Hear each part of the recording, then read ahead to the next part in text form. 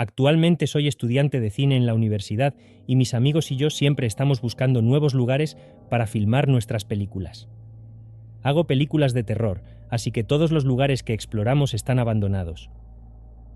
Esta noche, mi grupo de amigos, éramos 10 en total, y yo decidimos visitar un hospital abandonado en la calle de nuestra escuela.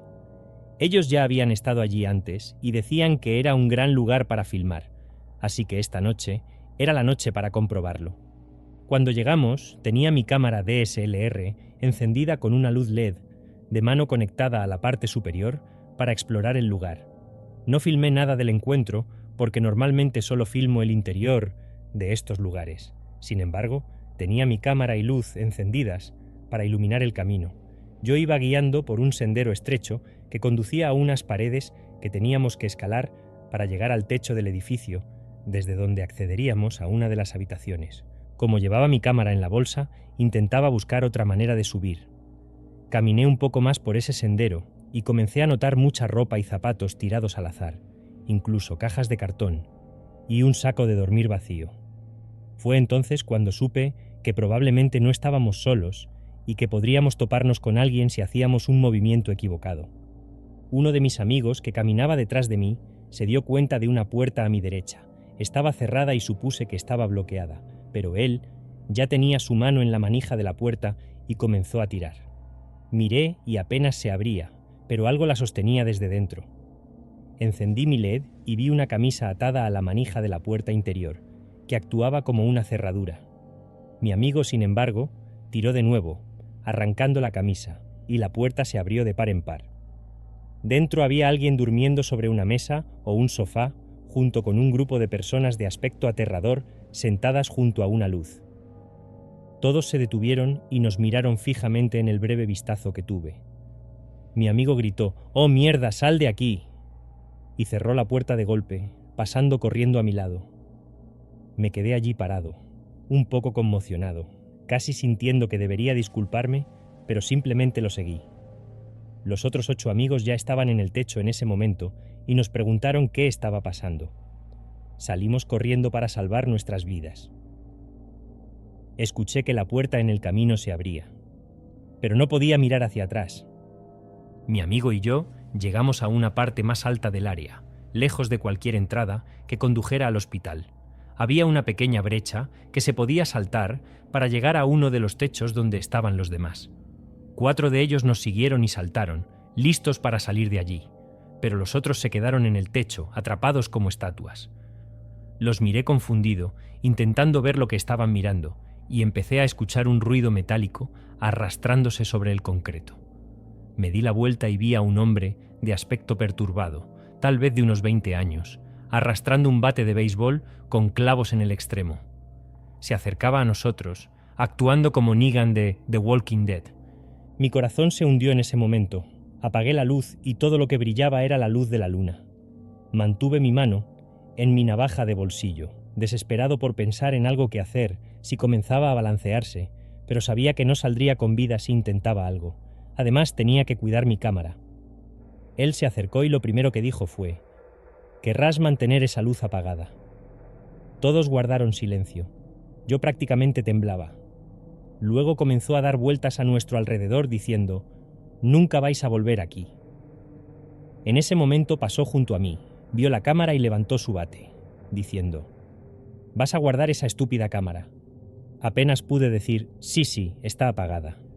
Miró a mis amigos que estaban en el techo más allá de la brecha y les dijo: «Saltad». Se quedaron en silencio. El tipo repitió: «Saltad al otro lado ahora mismo, solo corred y saltad, lo lograréis». La brecha no parecía tan grande, pero la caída era fatal si no lo lograbas. Uno de ellos dijo: «No creo que pueda hacerlo». Y este tipo, similar a Negan, respondió: «Corre y salta o te arrepentirás». Así que mi amigo dio un paso atrás, corrió y apenas logró el salto. Uno por uno, los otros 3 saltaron mientras este tipo estaba justo detrás de nosotros, con su bate, arrastrándolo por el concreto. Una vez que todos cruzaron, nos dijo: «Nunca más volveréis aquí, ¿es entendido?». Nos disculpamos torpemente y huimos de regreso a nuestros coches. Mientras me subía al coche, miré hacia atrás y vi que el tipo seguía allí, mirándonos con su bate mientras acelerábamos.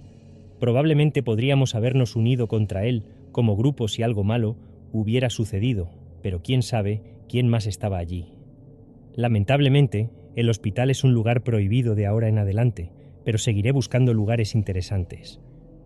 Lo que más me asustó de esta experiencia fue lo intrépido y perturbado que parecía este tipo. Definitivamente había visto cosas, y sin duda había usado ese bate antes con alguien. Parecía un asesino.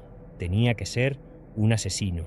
Su calma fue lo que realmente me atrapó, definitivamente una lección aprendida. En noviembre de 2020 entré y salí del hospital 8 veces debido a una torsión testicular. ¿Por qué solucionar permanentemente un problema médico cuando puedes solucionarlo temporalmente, supongo? En mi última visita a uno de los hospitales, llamé a un taxi para ir a casa, pero tardó entre 30 y 40 minutos en llegar porque era sábado en la ciudad. Decidí sentarme en un banco o área del jardín justo enfrente del hospital. Eran como las 3:00 am, aproximadamente 0 de Gascoges, y había estado despierto durante al menos 36 horas. Mi taxi estaba en camino, así que simplemente me senté con las piernas cruzadas en el banco, con los auriculares puestos y la nicotina manteniéndome despierto. Todo estaba bien hasta que, después de 10 minutos, noté claramente que un tipo caminaba directamente hacia mí. Estaba tropezando un poco, así que supuse que estaba borracho. Se puso a mi nivel, se detuvo justo frente a mí y dijo algo que no escuché. Miré hacia arriba y dije: «Lo siento, tenía música», mientras me quitaba los auriculares. Él me miró fijamente a los ojos y solo dijo: «Podría golpearte ahora mismo». De todo lo que esperaba que dijera, eso no estaba en la lista, así que me tomó por sorpresa. Intenté desarmarlo con humor, diciéndole que no lo dudaba, lo cual funcionó gracias a Dios, porque parecía que realmente lo hubiera hecho. Me golpeó contra el suelo y cada vez que decía eso o algo similar, él solo repetía: «Puedo golpearte, quiero derribarte aquí mismo ahora mismo, podría llevarte a una pelea». Después de que su ira se disipó un poco, en un tono más bajo, se sentó en el banco junto a mí y comenzó a divagar, en general borracho, sobre su familia y sus amigos, y muy específicamente, sobre la novia de su mejor amigo con la que estaba teniendo una aventura. Luego señaló mis zapatos y dijo: «Son buenos, amigo, ¿puedo tenerlos?». Obviamente le dije que no, con firmeza pero no agresivamente, y luego le conté que los había conseguido en oferta. Luego dijo: «¿Puedo tocarlos?». Yo estaba sentado con las piernas cruzadas en el banco y en un movimiento rápido agarró mi tobillo, acercó toda mi pierna a su cara y puso todo el dedo del pie de mis Converse talla 11 en su boca. En ese momento me quedé atónito en silencio. Empecé a mirar desesperadamente a mi alrededor y vi a un policía del hospital caminando hacia nosotros. Le pregunté al oficial si estaba aquí conmigo y él dijo que sí, pero yo dije que no. El oficial luego preguntó si era un paciente. Le dije que sí, y el tipo, que estaba junto a mí, dijo que no. Le expliqué al oficial que solo estaba esperando mi taxi. El tipo seguía divagando sobre algo, pero realmente no pude entenderle. El oficial sugirió que siguiera adelante. El tipo se levantó, me dio un apretón de manos y se alejó en la noche. El oficial, obviamente, me preguntó si estaba bien, y le conté lo que había pasado. Él estaba tan confundido como yo. Después de eso me dirigí a la parada de taxis en el lado opuesto del hospital. Le pregunté a algunos amigos que están familiarizados con muchas drogas qué podría haber tomado, y todos dijeron unánimemente que probablemente metanfetamina, y que lo del zapato era probablemente solo un fetiche. Esto me pasó hace unos 3 meses. Un poco de historia sobre mí. Lamentablemente, sufro de dolor de espalda crónico debido a una lesión que me operaron 3 veces. La mayor parte del tiempo lo afronto y vivo mi vida, pero cada pocos años empieza a afectarme. Entro en una depresión grave. Dejo de hablar con mi familia y, en general, me convierto en un ermitaño. Cuando esto sucede, mi familia se preocupa de que me pueda hacer daño. Nunca he intentado, ni he dicho que planee hacerlo, pero me envían a psiquiatría. Y generalmente me ponen en un 50, que significa una espera de 3 días en la sala de psiquiatría local. Nada de esto me ha molestado realmente antes, ya que tengo un buen seguro, así que el lugar al que me envían es básicamente como un hotel donde ni siquiera puedes tener cordones de zapatos. Cuando te ingresan, estás atado a una camilla, y si llegas a mitad del día, te llevan en silla de ruedas a través de la sala de estar, donde se reúnen los otros pacientes, que te miran entrar. Este podría ser un buen momento para describirme. Soy un hombre de poco más de 1,90 y alrededor de 130 kilos, con tatuajes que cubren ambos brazos. Debido a mi depresión, llevo meses sin arreglarme la barba y el pelo. Parezco un motociclista genérico, así que generalmente nadie intenta meterse conmigo. Generalmente soy muy amigable, pero no lo parezco si no me conoces. Como he pasado por esto varias veces, ya sé lo que va a pasar. Toman toda mi información, se aseguran de que no tenga cordones ni nada con cuerdas y me muestran mi habitación. El psiquiátrico es mixto, pero los compañeros de cuarto solo pueden ser del mismo sexo. Así que hay poca seguridad, lo que significa que todos aquí supuestamente no son violentos. Mi único problema con este lugar es que mezclan a personas como yo, que no tienen enfermedades mentales graves, con todos los niveles de personas, pero en las últimas 2 visitas nunca he tenido un problema con nadie. Esperaba pasar mis 3 días y terminar. Me enviaron a mi habitación y la enfermera dijo que mi compañero de cuarto sería un tal Tim. Ella comenzó a decir algo como: Tim es un buen tipo, lo que me hizo sentir un poco cauteloso, pero estábamos en un psiquiátrico y todos aquí tienen problemas. Las habitaciones son básicamente como cualquier habitación de motel cutre, pero un poco más grandes, con 2 camas y un baño que molestamente no tiene una puerta completa, un escritorio y cada paciente tiene su propia cómoda. Eran las 3:00 p.m. y Tim estaba profundamente dormido, lo cual no es raro aquí, ya que todos toman diferentes medicamentos que los noquean o simplemente tienen hábitos de sueño extraños. Después de pasar horas en la sala de emergencias y otras horas para registrarme, yo también estaba muy cansado y decidí tratar de dormir. Me dormí casi instantáneamente. No tengo idea de cuánto tiempo dormí, pero cuando me desperté, estaba completamente oscuro afuera y solo había una pequeña luz en el suelo que no se podía apagar, dando algo de luz a la habitación. Tim estaba sentado en su cama, mirándome. Le saludé. «¿Qué pasa? Soy Brian. Habría saludado antes, pero estabas dormido». Intenté ser lo más amigable posible, ya que es más fácil llevarse bien con todos en lugares como este. Él respondió: «Sí, trato de dormir lo más posible para no tener que interactuar con ninguno de estos demonios». Esto debería haber sido una señal de alerta gigante. Debí haber pedido una nueva habitación, pero Tim era mucho más pequeño que yo, y te revisan cuando entras, así que realmente no tenía motivos para temerle. Decidí conversar con él sobre los demonios, y descubrí que eran todas las enfermeras y médicos. Después de hablar sobre esto y aquello durante un rato, le dije que estaba muy cansado y necesitaba dormir un poco más.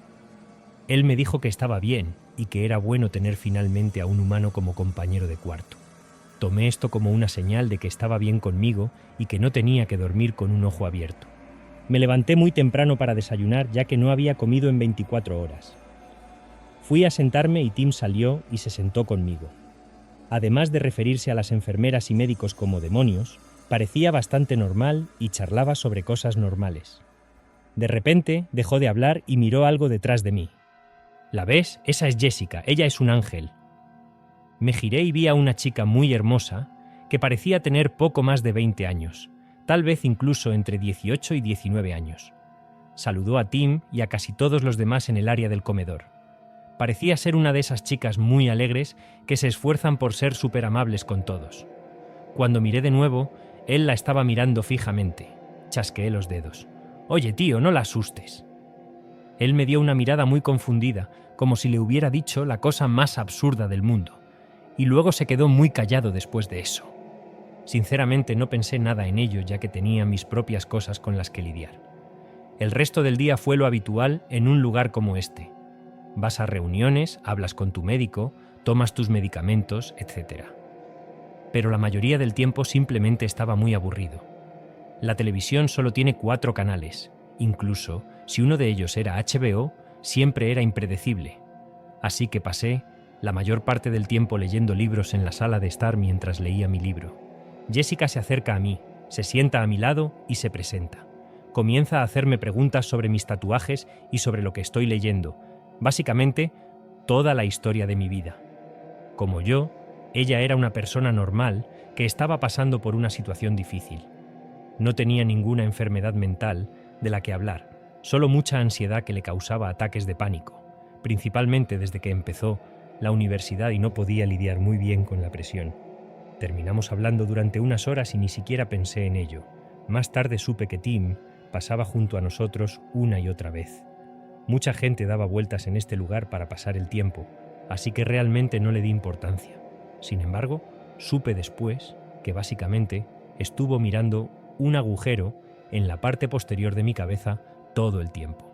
Una vez, tras hablar con Jessica un rato, le dije que iba a tomar un trago una hora antes de la cena y que podíamos ponernos al día más tarde.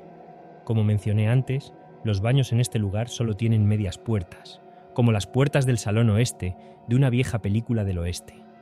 Cuando salí, pude ver las piernas y los calcetines de Tim debajo de la puerta. «¿Qué pasa, hombre? Necesitas usar el baño. Solo tardaré un minuto. Tengo que cambiarme», le dije. Pero él no respondió y se quedó ahí, inmóvil. «Amigo, retrocede. Me estás asustando un poco», le dije, notando cómo respiraba rápido y fuerte. Estas puertas no se cierran completamente. Podría abrirlas si quisiera. «Amigo, tienes que retroceder. Necesito salir». Entonces empezó a gritarme: «¡Eres Satán! ¡Eres Lucifer!», una y otra vez. En ese momento, realmente me estaba volviendo loco. Si abría la puerta y le daba una paliza a este tipo, sería yo quien recibiría una inyección en el trasero y me meterían en la habitación silenciosa. No sabía qué hacer. A pesar de que él gritaba tan fuerte como podía, no parecía que ninguna enfermera fuera a salir por las puertas.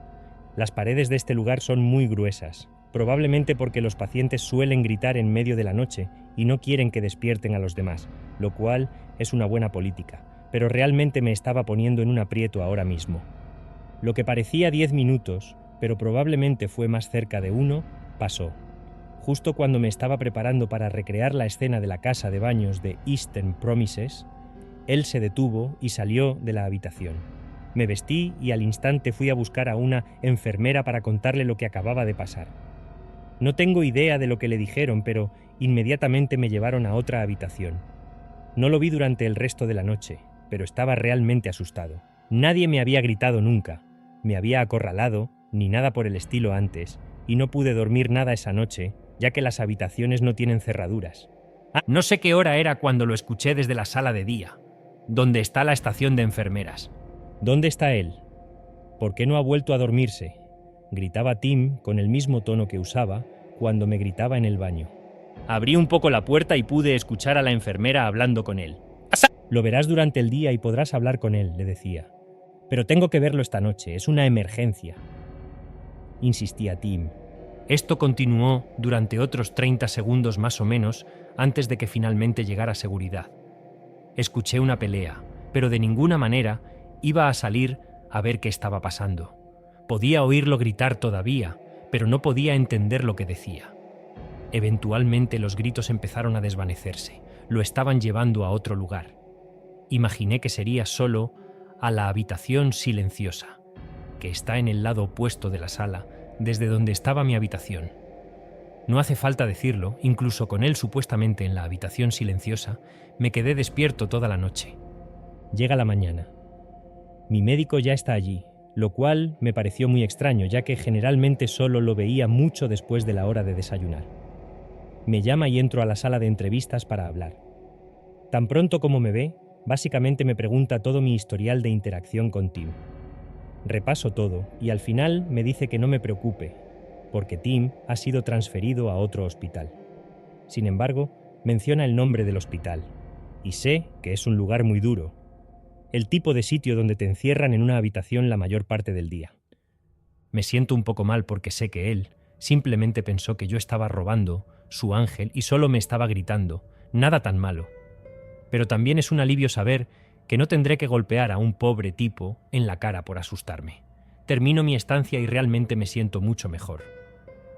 Las cosas están mejor manejadas y estoy listo para dejar de ser un ermitaño.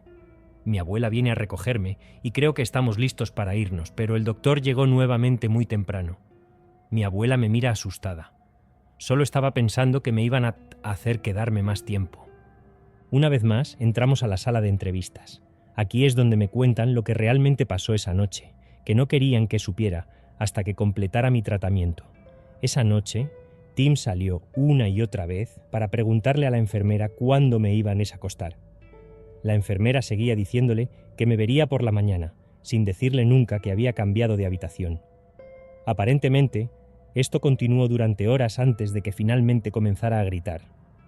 Por eso, cuando llegó seguridad, lo trasladaron a la habitación silenciosa y le dieron una inyección para noquearlo. La enfermera afortunadamente llamó al médico de Tim y le contó la situación. Su médico dijo que era mejor trasladar a Tim al ala de seguridad media, donde estuvo unos días hasta que me fui. Cuando fueron a recoger la ropa de Tim y otros suministros, encontraron un trozo de metal de 7 pulgadas que se rompió de la mesa en la sala de televisión. La sala de televisión tiene una cámara, pero también tiene ventanas donde se puede ver la estación de enfermeras, que no siempre tenía enfermeras sentadas. Supongo que esperó hasta que se fueron y trabajó en romperlo. Estoy un 99% seguro de que pedir cambiar de habitación es lo que me salvó de ser apuñalado hasta la muerte mientras dormía. Los médicos estuvieron de acuerdo y por eso lo enviaron al hospital más duro, como en realidad nunca me atacó ni cometió un delito. No sé cuánto tiempo estuvo recluido en el otro hospital, pero seré un hombre feliz si nunca me lo vuelvo a encontrar. Mi abuelo Jim murió cuando yo tenía 17 años, hace unos 5 años, y sus últimos meses fueron duros para toda la familia. Tenía cáncer cerebral avanzado, pero pasó la mayor parte de su tiempo en casa, bajo cuidados paliativos. Una tarde, aproximadamente 2 semanas antes de que Jim muriera, estaba solo con mi abuelo esperando a que la enfermera del hospicio viniera a verlo. Nunca había visto a Dave antes, pero llamó a la puerta. Llevaba una bata de hospital, pero no traía ningún equipo, lo cual me pareció un poco extraño. Le pregunté si trabajaba para el hospital y él asintió, diciendo que era su primera vez con Jim, que revisaría el expediente de mi abuelo y que quería hablar con cualquier miembro de la familia que tuviera la autoridad legal para desconectar a Jim.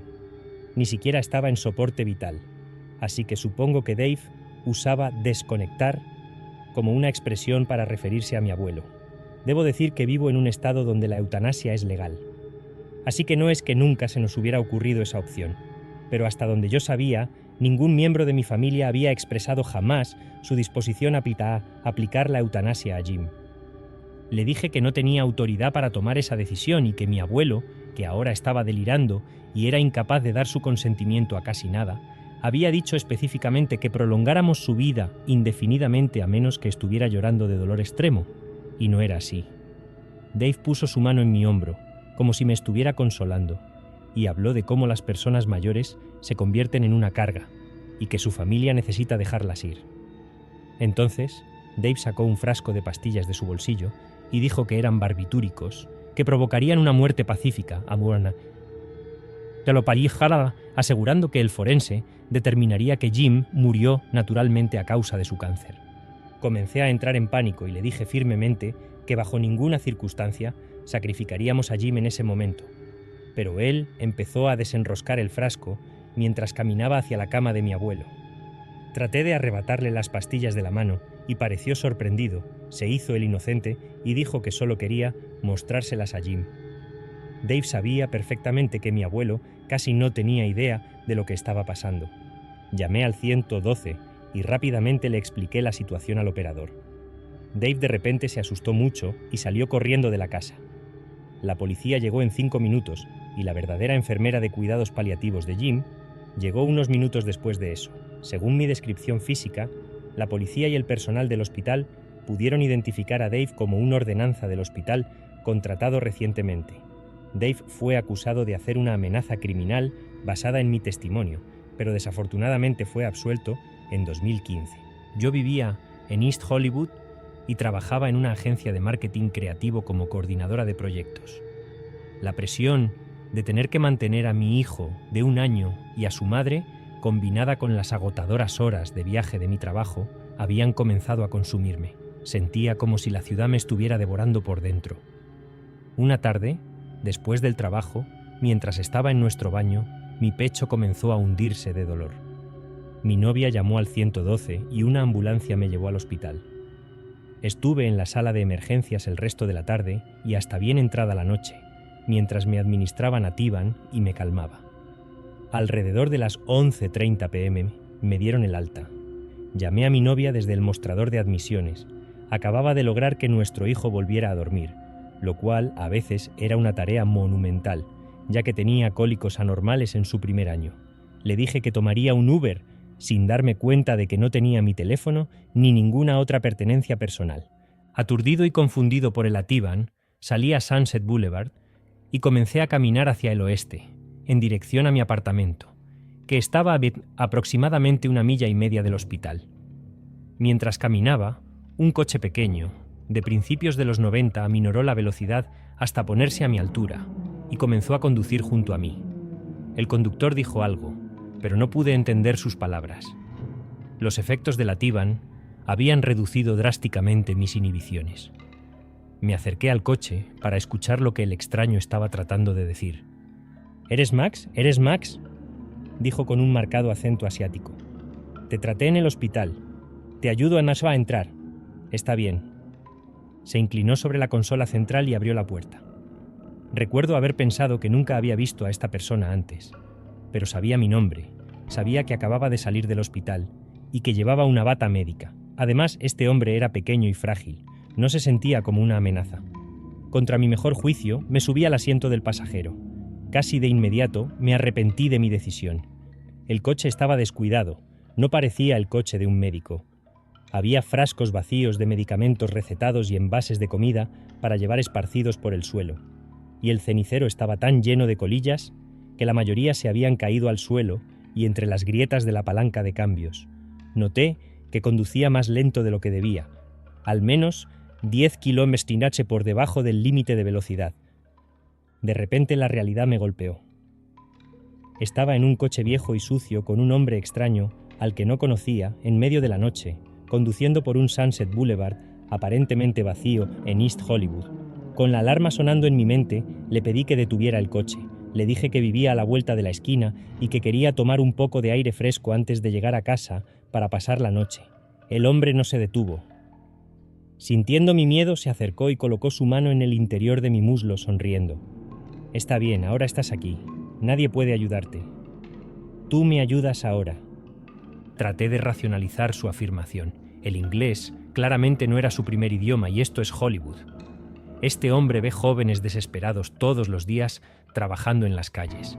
Era manipulador, asqueroso y espeluznante. Sí, pero peligroso. No me refería a descubrirlo. En ese momento, el Ativan no era rival para mi miedo y adrenalina. Por instinto, agarré su muñeca y se la tiré hacia atrás. «No es un truco. Me tocas otra vez y te tocaré yo. Detén el coche ahora». El coche comenzó a reducir la velocidad y pensé en saltar. Debía tener mis dedos alrededor del pestillo de la puerta, porque en ese momento me di cuenta de que la puerta no se abría. Justo cuando estaba a punto de girar y exigir nuevamente que me dejara salir, me di cuenta de que algo iba muy mal. Al girar la cabeza para mirarlo, sentí como si estuviera experimentando un déjà vu, como si ya hubiera girado la cabeza, pero estuviera en una especie de bucle temporal. De repente me encontré mirándome a mí mismo desde fuera, encima del coche. Pude ver todo. Estaba completamente reclinado en el asiento del pasajero mientras volábamos por Sunset Boulevard. Mis ojos estaban bien abiertos, con las pupilas del tamaño de canicas. Fue lo más aterrador que he experimentado en mi vida. No sé si lo que veía era realidad o imaginación, pero mi secuestrador tenía una mano en el volante y la otra parecía estar rebuscando en mi bolsillo izquierdo, como si buscara frenéticamente algo. No sé cómo explicar el resto de esta experiencia, pero tengo fuertes recuerdos de haber regresado a la realidad bajo la iluminación fluorescente de una gasolinera. Me encontré mirando el pestillo de la puerta, incapaz de moverme. Lo siguiente que sé es que estaba entrando en una tienda de conveniencia buscando un teléfono. Sentí como si me hubiera atropellado un tren. Recuerdo estar tan confundido y avergonzado que ni siquiera podía articular lo que acababa de pasar. No sabía si habían pasado 15 minutos desde que me subí al coche de ese hombre o 6 horas. Ni siquiera sabía si había pasado algo o si estaba en medio de un brote psicótico. Al salir el sol, la realidad volvió a golpearme con toda su fuerza. Me di cuenta de que estaba en Sunset Strip. Miré hacia abajo y vi mi pulsera del hospital. Recordé el ataque de pánico en la sala de emergencias. Recordé al médico de urgencias que me trató tan amablemente y a la mujer que me ayudó a llamar a mi novia antes de irme. Luego, recordé a ese pequeño y frágil hombre asiático que vestía una bata médica y me llamó por mi nombre, ofreciéndome desinteresadamente un taxi para llegar a casa. No recuerdo haberle dicho dónde vivía y él nunca preguntó. Soy hombre y heterosexual, un médico joven que trabaja en una clínica de urología. Un día atendí a un tipo de unos 50 años. Había algo raro en él, algo viscoso. De todos modos, no le di mucha importancia y simplemente hice mi trabajo. Su principal queja era la disfunción eréctil. Aunque soy nuevo, tengo experiencia, así que lo ayudé a fondo, tal vez incluso demasiado. Esto incluyó una extensa interrogación sobre su vida sexual, un examen físico de los genitales externos, un examen rectal digital, análisis de sangre, todo el proceso completo. Trato de que mis pacientes se sientan cómodos. No siempre es fácil para un hombre mayor hablar de sus problemas con un extraño, así que hago un esfuerzo por charlar con ellos, hacer algunas bromas y hacerlos sentir especiales. Así que a este tipo le receté un PDE5i y le di una fecha de seguimiento para que viniera y discutiéramos los resultados de su análisis de sangre. 2 semanas después estaba en la clínica otra vez y saqué el expediente de este tipo. Llamémoslo Señor Smith. El señor Smith entra en mi sala de consulta y se sienta a mi lado. La habitación está dispuesta de tal manera que yo estoy detrás de la mesa, pero su silla está justo al lado de la mía, en el mismo lado de la mesa. Conozco bien los hospitales públicos. Él empuja su taburete al lado del mío. Se sienta frente a mí con las piernas bien separadas y comienza a hablar. Doctor, me alegro mucho de que haya llegado mi expediente de hoy. Le que me he echado de menos. ¿Cómo está? El señor Smith ignora mi pregunta. ¿Sabe?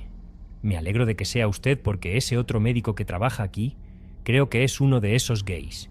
Y no nos gustan los gays, ¿verdad, doctor? Me toca la pierna. ¿Somos, doctor?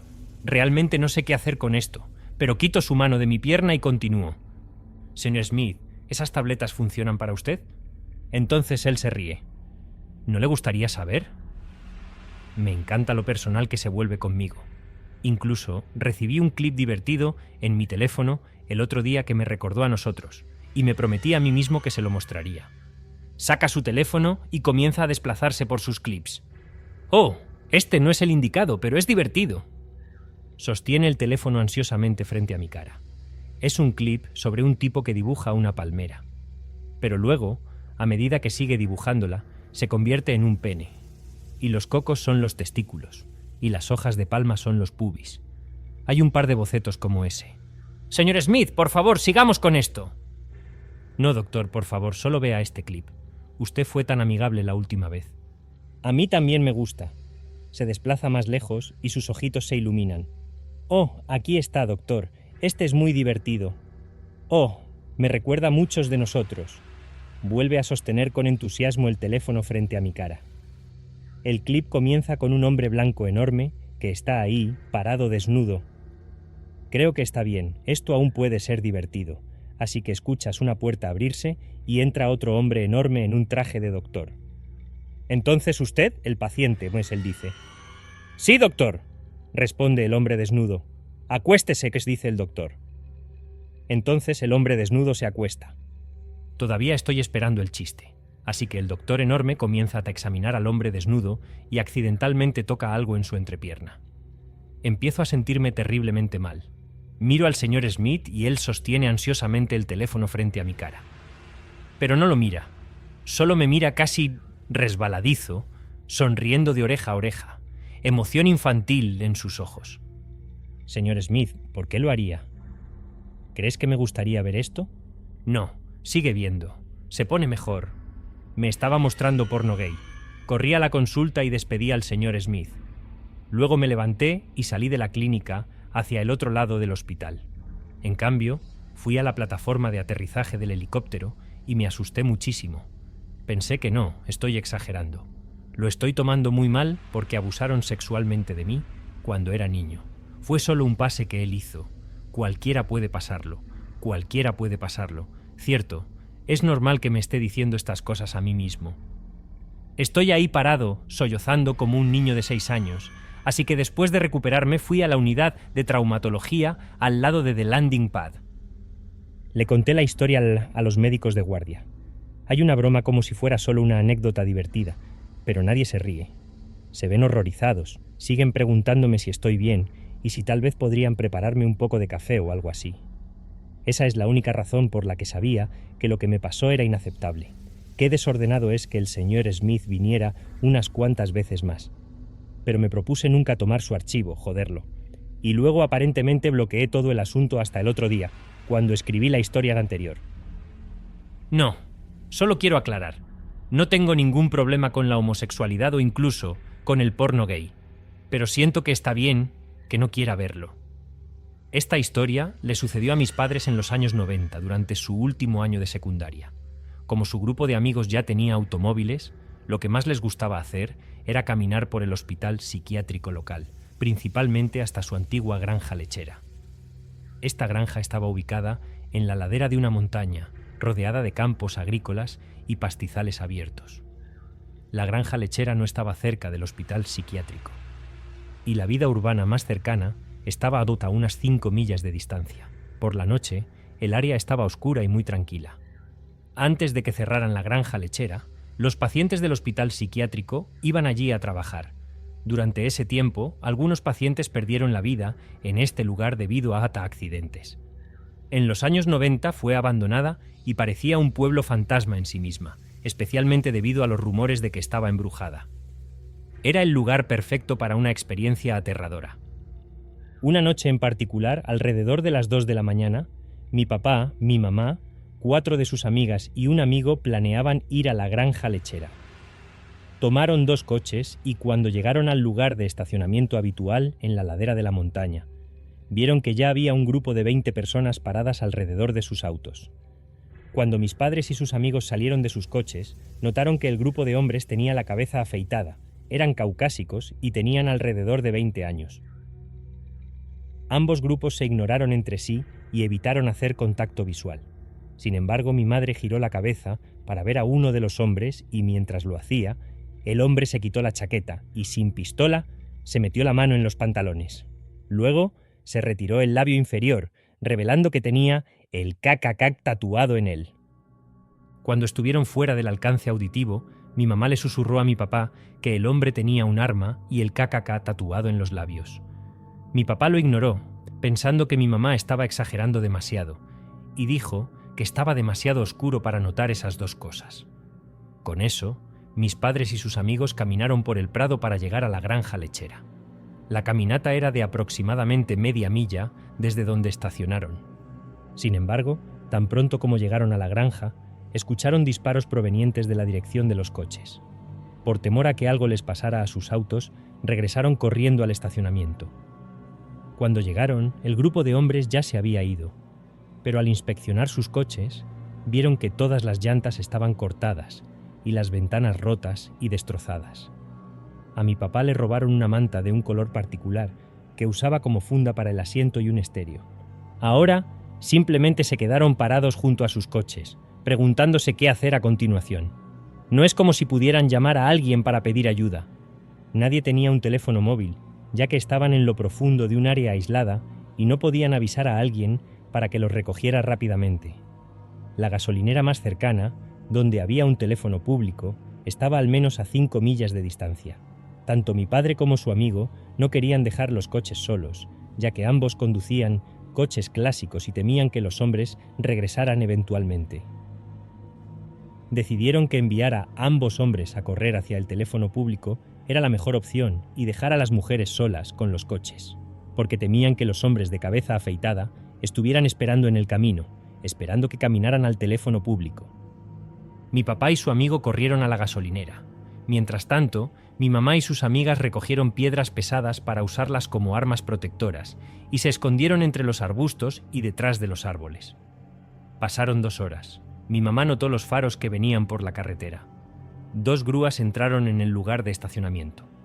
Un miedo inmenso se extendió por todo el grupo, hasta que vieron que de las grúas salían mi papá, sus hermanos y el amigo. Conectaron los coches a las grúas y salieron de allí en cuestión de minutos. Mi papá le dijo a mi mamá que mientras corrían por el camino oscuro y vacío, mantenían los ojos abiertos por si los hombres se escondían con las luces del coche apagadas. Por suerte, llegaron a la gasolinera sin problemas. La siguiente parte puede ser difícil de creer, pero es 100% cierta. Pasaron 2 semanas y mi papá logró reparar su coche por completo y volver a conducirlo. Mi mamá y mi papá conducían a la tienda local. Aparcaron y salieron del coche. Mientras caminaban hacia la tienda, un hombre caminó hacia ellos y se acercó. Mi mamá se dio cuenta de que era el mismo hombre de cabeza rapada que les había amenazado con el arma. Mi mamá inmediatamente le dijo esto a mi papá, pero al igual que la primera vez, mi papá lo negó. 2 semanas después, en la misma tienda, mi mamá y mi papá estaban sentados en su coche cuando mi mamá vio un coche detenerse junto a ellos. El hombre salió y se quedó allí, parado junto a su coche. Rápidamente se dio cuenta de que era el mismo hombre de antes.